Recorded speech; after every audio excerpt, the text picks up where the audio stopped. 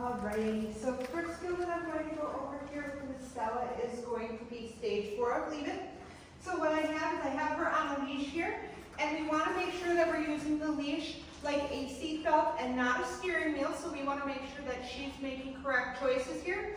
So we've got a container of food. We're going to put that on the floor, and we have something higher value like Fresh Pet in our treat pouch.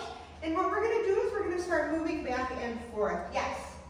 Marking and rewarding anytime she chooses to not go for the food that is on the floor. Yes.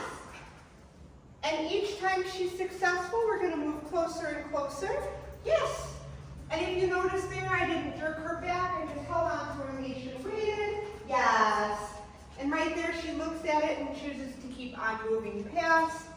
So once we're able to just about walk right past it, yes, and she's making the choice to not go after it, we're going to turn around and we're going to make it a little bit more challenging for her. So by starting, we're going to open up the container, make it a little bit easier accessible for her. Remind her that there's food there. And each and every time we change the picture, we're going to increase our distance again. Yes. Marking and rewarding each time she has a successful repetition. Yes, so right there she thought about it, made the choice to not go for it. Again, I'm just lightly hanging onto her leash, yes. And letting her make the decisions. I don't want to be jerking her back, but we just want to wait. Yes. Wait her out, and then as soon as she chooses to move away from it, we're going to mark and reward. Yes. Good girl. So again, our goal is to be able to walk right past it. Yes.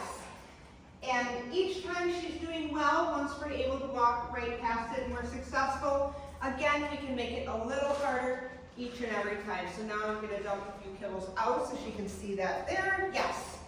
And again, we're going to start back a little further, setting her up for success and repeating the same pattern as before. Yes. So I'm marking and rewarding anytime she makes the choice to not go for the food that's on the floor. Yes. Good girl. And if you can tell, she's getting really, really good at this game. Yes. So once they're doing well with leaving kibble on the floor like she is right here. Yes, good girl. Once they're doing well with that, we can start using things like people food. And if we're using people food, we want to make sure that whatever in our treat pouch is of equal or higher value than what we're asking her to leave on the floor.